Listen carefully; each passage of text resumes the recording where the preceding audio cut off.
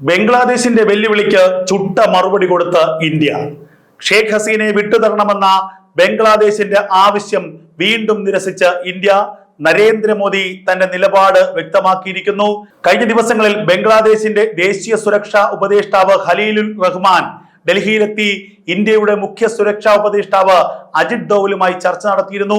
അജിത് ഡോവലുമായി നടത്തിയ അതീവ രഹസ്യമായ കൂടിക്കാഴ്ചയിൽ ഷേഖ് ഹസീനയെ വിട്ടു നൽകണമെന്നടക്കമുള്ള വിഷയങ്ങൾ ബംഗ്ലാദേശിന്റെ സുരക്ഷാ ഉപദേഷ്ടാവ് അറിയിച്ചതായിട്ടാണ് വിവരം.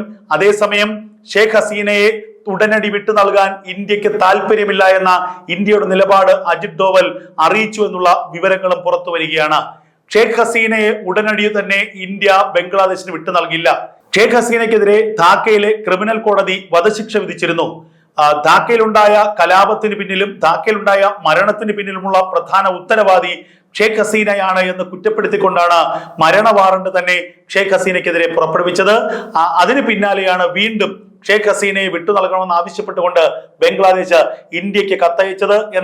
എന്നാൽ ബംഗ്ലാദേശിന്റെ ഈ ആവശ്യത്തെ ഇന്ത്യ നിരസിക്കുകയായിരുന്നു. ബംഗ്ലാദേശ് ഏതെങ്കിലും തരത്തിൽ ഇന്ത്യക്കെതിരെ പ്രകോപനം തുടർന്നാൽ ഇന്ത്യയുടെ ഭാഗത്ത് നിന്ന് ശക്തമായ തിരിച്ചടി ഉണ്ടാകുമെന്നുള്ള സൂചനകളും അജിത് ഡോവൽ നൽകിയെന്നുള്ള വിവരമാണ് പുറത്തു വരുന്നത്. കഴിഞ്ഞ ദിവസങ്ങളിലാണ് ഷേഖ് ഹസീനയുടെ അവാമി ലീഗ് എന്ന രാഷ്ട്രീയ പാർട്ടിയെ നിരോധിച്ചത് ബംഗ്ലാദേശിൽ. അതുകൂടാതെ അടുത്ത വർഷം നടക്കാനിരിക്കുന്ന തെരഞ്ഞെടുപ്പിൽ അവാമി ലീഗിന് മത്സരിക്കാൻ കഴിയില്ല എന്ന നിബന്ധനയും ഉണ്ടാക്കി. ഇതോടുകൂടി ബംഗ്ലാദേശ് നാഷണൽ പാർട്ടി BNP എന്ന് പറയുന്ന ജമാഅത്തെ ഇസ്ലാമിയുടെ നിയന്ത്രണത്തിലുള്ള പാർട്ടിക്ക് മാത്രമായി അടുത്ത പൊതു തെരഞ്ഞെടുപ്പിൽ മത്സരിക്കാൻ അവസരം ലഭിക്കൂ. ഇതിന്റെ അർത്ഥം ജമാഅത്തെ ഇസ്ലാമിയുടെ നിയന്ത്രണത്തിലുള്ള BNP പാർട്ടി ബംഗ്ലാദേശിന്റെ ഭരണത്തിലേക്ക് എത്തും. ആ ബംഗ്ലാദേശിന്റെ ഭരണത്തിലേക്ക് എത്തുമ്പോൾ അവർ സ്വീകരിക്കുന്ന നയം എന്നുള്ളത് ജമാഅത്തെ ഇസ്ലാമിയുടെ നയം തന്നെയായിരിക്കും. 2001 BNP ബംഗ്ലാദേശിൽ ഭരണത്തിൽ വന്നിരുന്നു. അതിന് പിന്നാലെ കടുത്ത വംശീയ ഹത്യ, അതുപോലെ ഹിന്ദു ഹത്യ അതാണ് നടന്നത്. ഹിന്ദു വംശഹത്യയായിരുന്നു ഏറ്റവും അധികം ബംഗ്ലാദേശിൽ അരങ്ങേറിയത്. അത് ഇനിയും ആവർത്തിക്കാനുള്ള സാധ്യതകളുണ്ട്. ഇതിനെ കരുതലോടുകൂടി കാണുകയാണ് ഇന്ത്യ.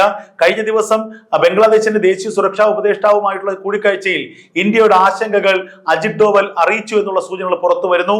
നേരത്തെ കഴിഞ്ഞ വർഷം നടന്ന വിദ്യാർത്ഥി കലാപം, സർവകലാശാല കലാപം, അതിന് പിന്നാലെ ബംഗ്ലാദേശിന്റെ ഭരണം അട്ടിമറിച്ച സാഹചര്യം, അതിനൊക്കെ ഒപ്പം വൻതോതിലുള്ള ഹിന്ദു വേട്ട ബംഗ്ലാദേശിൽ അരങ്ങേറുന്നു. ഹിന്ദു സന്യാസിമാരെ, ഹിന്ദു നാമധാരികളെ, ഹിന്ദുക്കളായിട്ടുള്ള ആളുകളെയൊക്കെ തെരുവിൽ കൈകാര്യം ചെയ്യുന്ന, അവരെ മർദ്ദിക്കുന്ന, അവരെ ബലാത്സംഗം ചെയ്യുന്ന വലിയ നീചമായിട്ടുള്ള കാര്യങ്ങൾ ബംഗ്ലാദേശിൽ നടന്നിരുന്നു. അന്ന് ഇന്ത്യയുടെ പ്രതിരോധ മന്ത്രിയും ഇന്ത്യയുടെ ആഭ്യന്തരമന്ത്രിയും അതിശക്തമായ നിലപാട് സ്വീകരിച്ചു. ഇന്ത്യയുടെ പ്രധാനമന്ത്രി നരേന്ദ്രമോദി ആകട്ടെ ഇക്കാര്യം അന്തർദേശീയ തലത്തിൽ അമേരിക്കയുടെ ഇടപെടലടക്കമുള്ളവ, UN ഇടപെടലടക്കമുള്ള സാഹചര്യങ്ങളിലേക്ക് എത്തിച്ചു. ഏറ്റവും ഒടുവിലായി ഇന്ത്യയിലെ RSS തന്നെ രംഗത്ത് വന്ന് പറഞ്ഞത് ഇനിയും ബംഗ്ലാദേശിൽ ഹിന്ദു വംശഹത്യ നടക്കുകയാണെങ്കിൽ RSS സ്വന്തം നിലയ്ക്ക് ഇടപെടും. ഇതോടുകൂടിയാണ് അല്പം ഒന്ന് ബംഗ്ലാദേശിലെ ഒരു ഹിന്ദു വേട്ട അവസാനിച്ചത്. ഇപ്പോൾ ഇതാ വീണ്ടും ജമാഅത്തെ ഇസ്ലാമിയുടെ ഭീകര സർക്കാർ വരാൻ പോകുന്നു. ഇനിയും വംശഹത്യയും കൊടും പാതകങ്ങളും ഹിന്ദു വേട്ടയും ഒക്കെ ആയിരിക്കും ബംഗ്ലാദേശിൽ അരങ്ങേറാൻ പോകുന്നത് എന്ന സൂചനകളാണ് ഇപ്പോൾ പുറത്തു വരുന്നത്. അതിനിടയിലാണ് ഷേഖ് ഹസീനയെ വിട്ടു നൽകണമെന്ന ആവശ്യം ഒരിക്കൽ കൂടി ബംഗ്ലാദേശ് ഇന്ത്യക്ക് മുന്നിൽ ഉന്നയിച്ചത്. ഒരു കാരണവശാലും ഷേഖ് ഹസീനയെ വിട്ടു നൽകാനാകില്ല എന്നും നരേന്ദ്രമോദി ഒരുക്കിയിരിക്കുന്ന കവചത്തിൽ, സുരക്ഷാ കവചത്തിൽ അവർ പൂർണ്ണമായിട്ടുള്ള സുരക്ഷിതയാണെന്നുമുള്ള മറുപടിയാണ് ഇന്ത്യ നൽകിയിരിക്കുന്നത്. We'll be right back.